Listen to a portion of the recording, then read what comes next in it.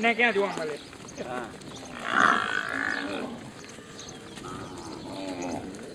દરેક તહેવારમાં, બર્થડેમાં કે બધા આપણા તહેવારો આવે ને,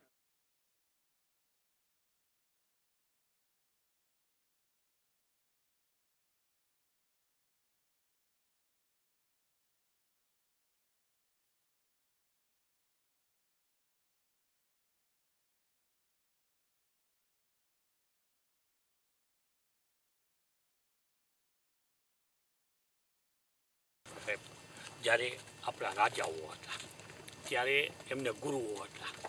એટલે શું એ ગુરુઓએ રાજાઓને એમ કીધું કે આ મૂંગા પ્રાણીઓ ક્યાંય માગી શકતા નથી, બોલી શકતા નથી, આને સાચવવાની કોઈક સંસ્થા હોવી જોઈએ. એટલે આ ખરેખર તો આ પાંજરાપોળનો ધ્યેય રાજાઓથી સમજણ આપી એટલે એમને મહાજન નિમ્યું.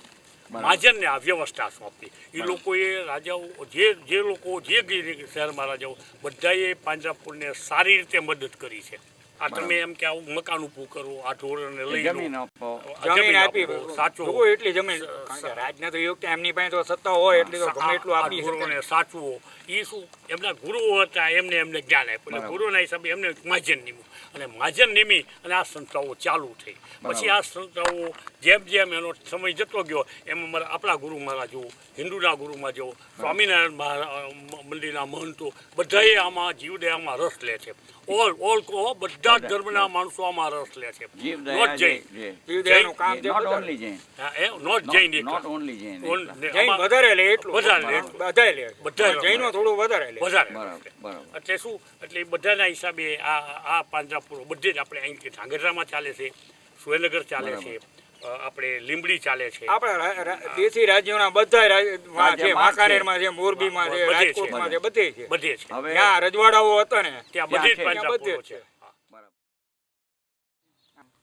ક્યાંથી આવી, કઈ રીતે આવી અને તમે એની શું કઈ જાતની સેવા કરો છો એ બધું જેટલું ભેંસનું નામ હોય તો એ જણાવો.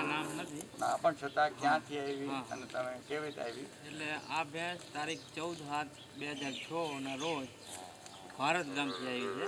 આ આપણું ઢુંગળો છે. અને આમના માલિક વાસુદેવભાઈ મહાદેવભાઈ છે. પટેલ છે. વાસુદેવભાઈ મહાદેવભાઈ પટેલ, ગામ ભારતના વતની. અને એ લોકો આ 14/7 મૂકી જાય ભેંસ અને આ સિવાય પાડો. આ ભેંસ પાકી થઈ જાય છે, મતલબ ઉંમરમાં મોટી થઈ જાય છે. હવે આમાં દૂધમાં કંઈ છે નહીં એટલે ભાઈ મૂકી ગયા. હવે આની કાયા જોતા હવે આ એના ઘરે આવી રીતે બે જ જાતી હતી. પછી હવે આને ઊભા કરવા માટે ઓછામાં 10-15 માણસ જોઈએ.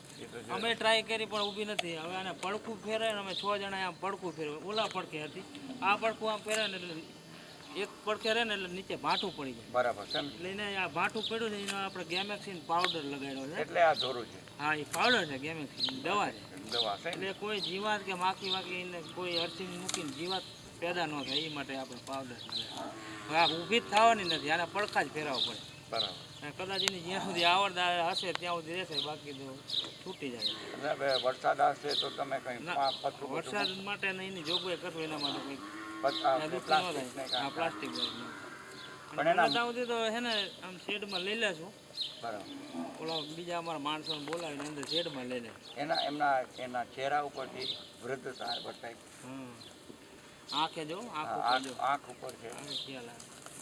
મોટી પાકી ભેંસ થઈ જાય.